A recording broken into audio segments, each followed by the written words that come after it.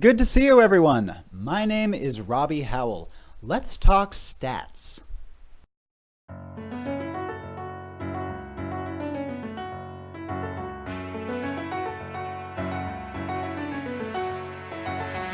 Enclave is, by its very nature, a narrative and freeform, story-driven game. I've beat this point to death, and it's for good reason. It's what makes Enclave Enclave.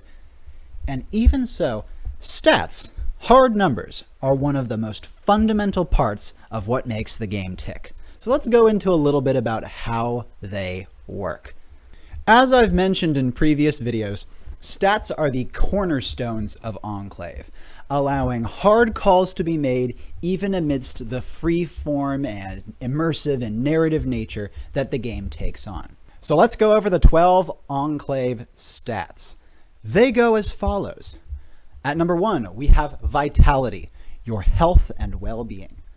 Might, your physical power, how strong you are, how forceful you are.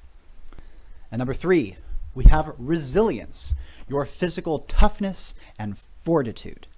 Then you have the spirit stat, which represents the magical energy with which you can use your abilities and various supernatural powers.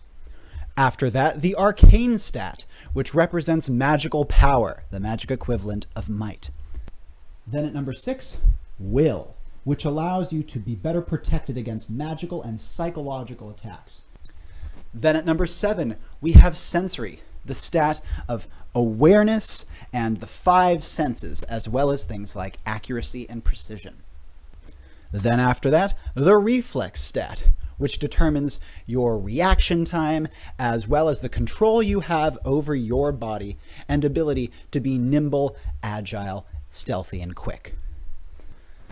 At number 9, we have vigor, the stat of stamina and sustained speed, allowing you to run far and run fast, move at an incredible rate, and not get tired while doing so.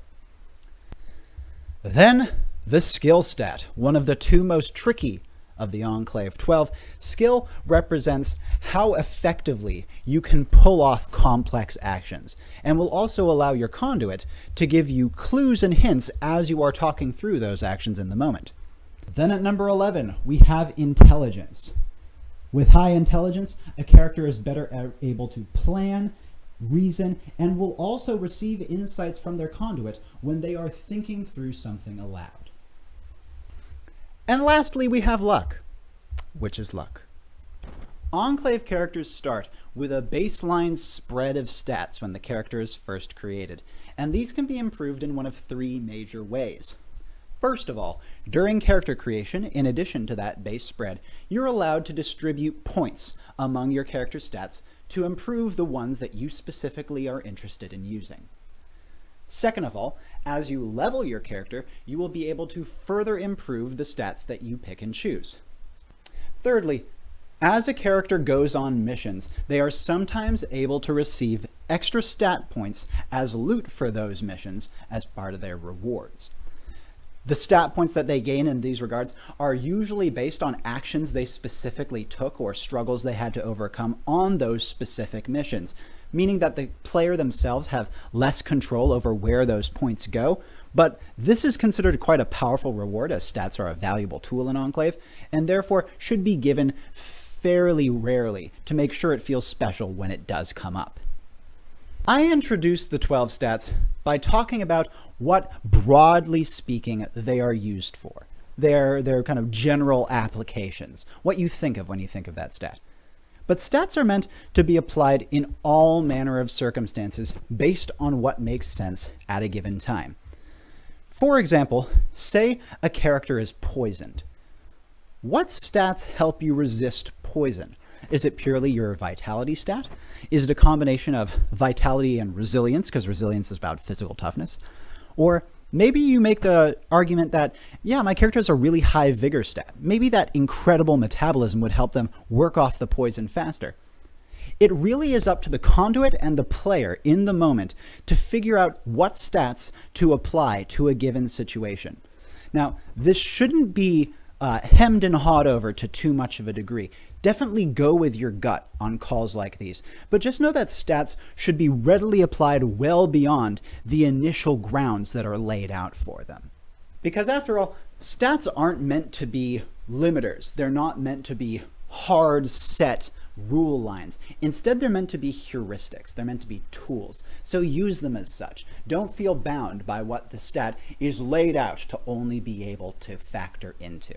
In Enclave, the average human baseline for any given stat is set at 10. From that point, the stat will scale exponentially in both directions.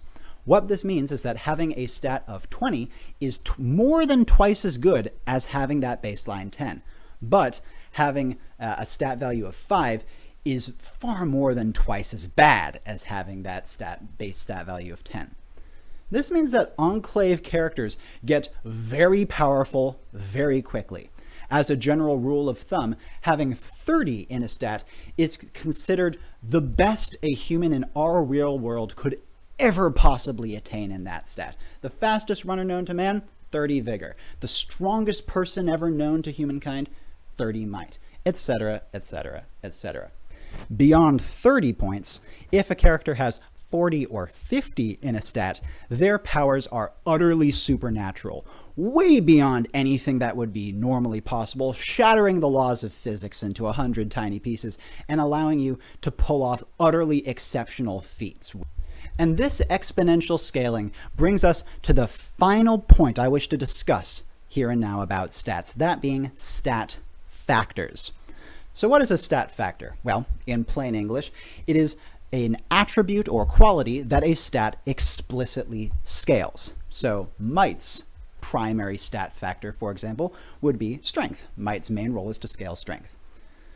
What this means, however, is that all stats explicitly scale far more than just the base thing they are known for. As an example, while vitality has health as its primary stat factor, if you bring it to, for example, 20 or better, you'll notice your vitality starts to also help out your character's morale, making them more naturally resistant to negative shifts in mood and disposition, making them generally more infectiously happy and charismatic and energized, and just overall having a better time of things.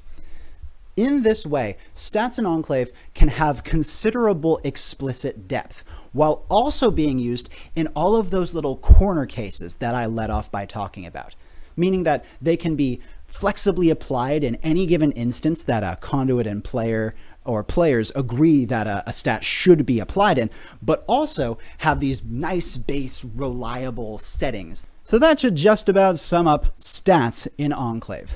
What they are, how they're used, and why they are important.